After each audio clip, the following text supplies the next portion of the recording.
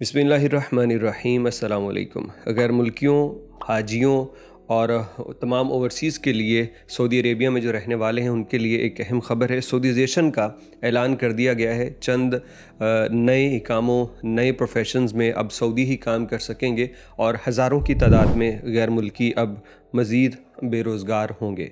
इस वीडियो में हम इस पे भी बात करते हैं, बताते हैं किस शोबे में ये सऊदीज़ेशन की गई है। लेकिन उससे पहले आपको ज़रा याद करवा दें कि 18 अप्रैल 2 दिन बाद ये तारीख़ ख़त्म हो जाएगी। तो 18 अप्रैल तक अपने जो जुर्माने हैं उनको अदा करने की तरतीब बना लीजिए। अगर अभी आप मुकम्मल अदा नहीं कर सकते तो आप ट्रैफ़िक जुर्माने उनकी आधी इंस्टॉलमेंट या कुछ अक़सात अदा करके मज़ीद टाइम बढ़ा लीजिए, क्योंकि इसके बाद जब आप जाएंगे तो आपको ये 50% वाला डिस्काउंट नहीं मिलेगा। सऊदी हुकूमत ने ये ऐलान कर रखा है कि वो 50% डिस्काउंट दे रहे हैं ट्रैफ़िक जुर्मानों पे, जिसकी तारीख़ और मुद्दत जो है वो 18 अप्रैल को ख़त्म होने वाली है। तो इसको ज़रा जहन में रखिएगा। अब बात कर लेते हैं सऊदीज़ेशन की।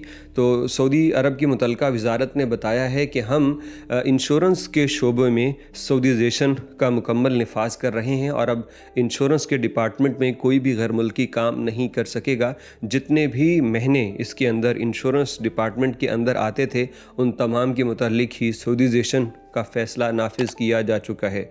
इससे पहले ग्रेजुअली वो करते हैं, पहले कुछ फ़ीसद सऊदियों को लेके आते हैं, फिर कुछ और बढ़ाते हैं और आहिस्ता आहिस्ता जब उनके बंदे ट्रेन होना शुरू हो जाते हैं तो फिर वो अपनी मुकम्मल फ़ोर्स वहाँ पे लेके आते हैं। अभी भी सऊदी अरब का जो डाटा है उसके मुताबिक बहुत से सऊदी बेरोज़गार हैं, लेकिन ये चीज़ भी देखने में आई है कि सऊदी अपना काम करके बाद में छोड़ भी रहे हैं। उनका ये कहना है कि तनख्वाहें अच्छी नहीं हैं, अखराजात बहुत ज़्यादा हैं, गुजारा नहीं होता। और साथ ही साथ जब उन्हें किसी प्राइवेट फ़र्म में जॉब मिलती है तो वहाँ पे काम भी बड़ा मुश्किल होता है, क्योंकि अब पहले जैसे माहौल नहीं रहे। सऊदियों को काम करना पड़ता है। पहले तो बस दफ्तर में बैठने के वो 10-12 हज़ार रियाल महीने के ले लिया करते थे, लेकिन अब काम करने के साथ 6-7 हज़ार की तनख्वाह जो है उसमें वाकई इनके लिए मुश्किल है। लेकिन सऊदीज़ेशन फिर भी हुकूमत किए जा रही है, तो उसकी इन्फॉर्मेशन हम आपको साथ साथ देते रहेंगे। और इसके अलावा उम्रा वीज़ा के हवाले से ख़बर आखिर पे हम शामिल कर रहे हैं कि सऊदी अरब में जो लोग रहते हैं वो अपने प्यारों का उम्रा वीज़ा या विज़िट वीज़ा भी होता है तो वो निकाल लेते हैं और उनको उम्रा वीज़ा पे बुलवा लेते हैं।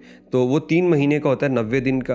पहले तो ये होता था कि जब आप सऊदी अरब में एंटर होते हैं तो 90 दिन तब स्टार्ट होते हैं और फिर बंदा सफ़र कर सकता है। लेकिन अब बताया गया है कि जो स्टिकर वीज़ा स्टैंप होगा तो उसके ऊपर जो तारीख़ दर्ज होगी उससे लेके अगले 90 दिन तक वो कारआमद है। चाहे किसी ने वीज़ा लगवा के पाकिस्तान या इंडिया के अंदर फॉर एग्ज़ाम्पल वो रख लिया 1.5 महीना और 1.5 महीने बाद सफ़र किया, तो वो अब इस वीज़ा पे सिर्फ 1.5 महीना ही सऊदी अरब के अंदर क़याम कर सकेंगे जो भी आ रहे हैं। इसके बाद उन्हें वापस जाना पड़ेगा।